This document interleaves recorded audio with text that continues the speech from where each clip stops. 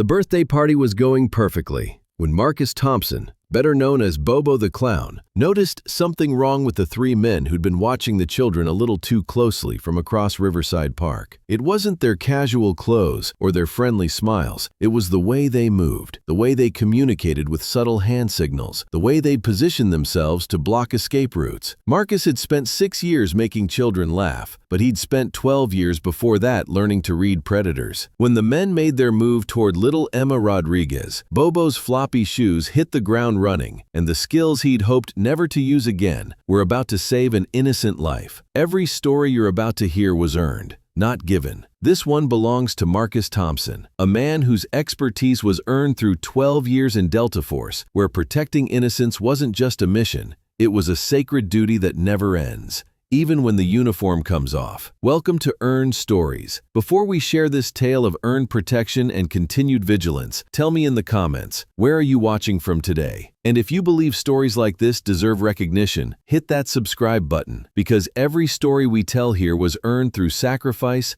dedication, and the understanding that some people are born to protect others. Marcus Thompson had found his calling inside a rainbow wig and oversized polka dot suit that transformed him into Bobo the Clown, Denver's most beloved children's entertainer. For 6 years, he'd been bringing joy to birthday parties with magic tricks, balloon animals, and goofy humor that made kids shriek with laughter. Parents loved Bobo because he never seemed rushed, never lost his patience, and had an almost supernatural ability to read kids' moods. Bobo's got the magic touch with kids, was what parents told each other. He just understands them in a way most adults don't. What they didn't know was that Marcus's understanding of human behavior had been earned through 12 years in Delta Force, where reading people accurately meant the difference between mission success and catastrophic failure. His patience with children had been forged through operations that required him to remain calm under pressure that would break most people. During parties, Marcus positioned himself to maintain visual contact with all access points while engaging with the children. His movements seemed random and playful, but they were actually patrol patterns that ensured he could respond quickly to any situation. Parents saw a dedicated entertainer. Marcus was conducting protective overwatch. Marcus Thompson hadn't always been a children's clown. After 12 years in Delta Force, he'd earned his discharge through deployments that tested everything he knew about courage and sacrifice. 3 tours across classified operations, 47 confirmed hostile eliminations, and countless sleepless nights had taught him that some experiences change who you become permanently. When Marcus first considered becoming a children's entertainer, friends thought he'd lost his mind. A Delta Force operator becoming a party clown seemed like professional suicide. What they didn't understand was that Marcus had found a way to continue his most important mission, protecting children, while bringing joy instead of violence. Marcus chose children's entertainment deliberately. It wasn't about needing work. His military pension provided security. It was about applying skills earned through the world's most dangerous training to create safe spaces where children could just be children. The clown persona provided perfect cover for protective surveillance. Adults expected entertainers to watch children closely, to move around the party area, to position themselves for optimal interaction. What they didn't realize was that Marcus was conducting the same threat assessment he'd once used to protect high-value targets in hostile territory. Marcus has this incredible intuition about kids, was how Sarah Chen, a regular customer, described him. He always seems to know which children need extra attention. What Sarah attributed to natural empathy was actually profiling skills earned through military training that had taught Marcus to recognize behavioral indicators of distress or danger. Saturday, August 15th, 10:30 a.m., Riverside Park was hosting Emma Rodriguez's 8th birthday party. 32 children from Emma's school plus parents had gathered for what promised to be the highlight of Emma's summer. Marcus arrived early to set up his performance area and conduct his security assessment. His setup routine looked like standard entertainer preparation, but Marcus was actually establishing sight lines and calculating response times to various threat scenarios. The party began at 11 a.m. with Marcus's standard opening routine, magic tricks that amaze the children while allowing him to observe the entire crowd. Parents were relaxed, children were engaged, and the environment felt safe. At 11:47 a.m., Marcus noticed them. 3 men, positioned at strategic points around the park's perimeter. Their clothing was casual, but their behavior was professional. They communicated through subtle hand signals, maintained positions that covered all exits, and moved with coordination that suggested extensive training. Marcus continued his performance while processing tactical intelligence. These weren't parents or casual observers. They were operators conducting surveillance on the children, and every instinct earned through 12 years of Delta Force training was screaming danger. The men's positioning was too precise to be coincidental. Their communication pattern suggested they were coordinating for action, not just observation. Most concerning, their attention was focused specifically on Emma Rodriguez, the birthday girl in the bright pink dress. At 11:52 a.m., the 3 men began moving simultaneously toward the party area, shifting into tactical approach formation. Marcus recognized the pattern immediately. A coordinated kidnapping operation designed to isolate, acquire, and extract a specific target. Marcus's response was instantaneous. While parents continued chatting and children played games, Marcus was calculating angles, distances, and response options with systematic precision earned through situations where hesitation meant people died. Marcus moved toward Emma Rodriguez while maintaining his clown persona, engaging children in balloon requests that positioned him between the birthday girl and the approaching threats. His movements looked playful, but were actually defensive positioning. "Hey kids," Marcus announced in his cheerful Bobo voice. "Who wants to see the world's most amazing balloon animal?" The children gathered around him, creating a human shield around Emma while providing Marcus with tactical advantages. The lead man was 20 feet away and closing, his hand reaching inside his jacket in a motion Marcus recognized from countless tactical scenarios. Local law enforcement response time was minimum 8 minutes. The situation would be resolved long before professional help arrived. At 11:54 a.m., Marcus Thompson, the children's clown, disappeared, and someone else took his place. Marcus's transition from entertainer to operator was seamless. While continuing to engage with children, he positioned Emma Rodriguez behind the pavilion's support column while alerting parents through coded language to move their children toward the playground equipment. "Okay, kids, this next trick is going to be really special," Marcus announced, maintaining his cheerful Bobo tone while tracking the approaching threats with deadly precision. "Everyone move over here so you can see the magic happen." The lead threat was 15 feet away and had drawn what appeared to be a tranquilizer gun, confirming this was a kidnapping operation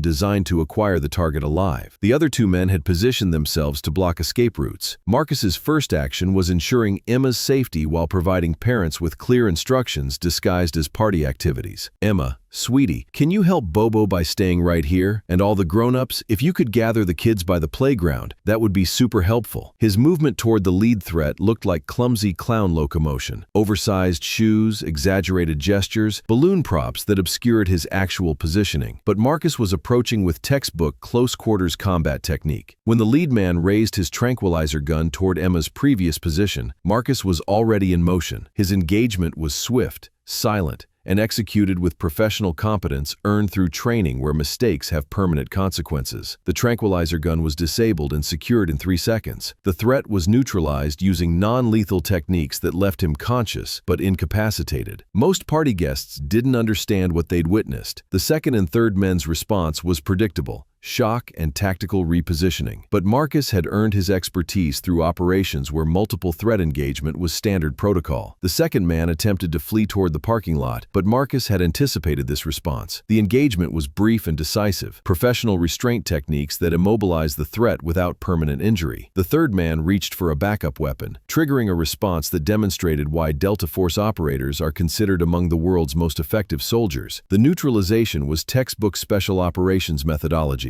Overwhelming force applied with surgical precision. When Riverside Park police arrived at 12:03 p.m., they found a scene that defied easy explanation. 3 suspected kidnappers were restrained and secured. 32 children were safe and unharmed, and a children's party clown was providing tactical briefings with the kind of professional competence that indicated extensive military training. "Sir," said Officer Jennifer Martinez, the first responding patrol unit. "I need to understand what happened here." Marcus looked at this law enforcement professional while still wearing his red nose and rainbow wig and made a decision about revelation. Delta Force, 12 years. Someone tried to hurt these kids. Officer Martinez stared at the man in the polka dot suit who had just provided a threat assessment that was more thorough and accurate than most police reports she'd seen. How many confirmed operations? 47 hostile eliminations during deployment, Marcus replied, plus 3 more today, non-lethal. Sometimes the mission doesn't end when you change costumes. When Riverside Park police arrived at 12:03 p.m., they found 3 suspected kidnappers restrained and secured, 32 children safe and unharmed,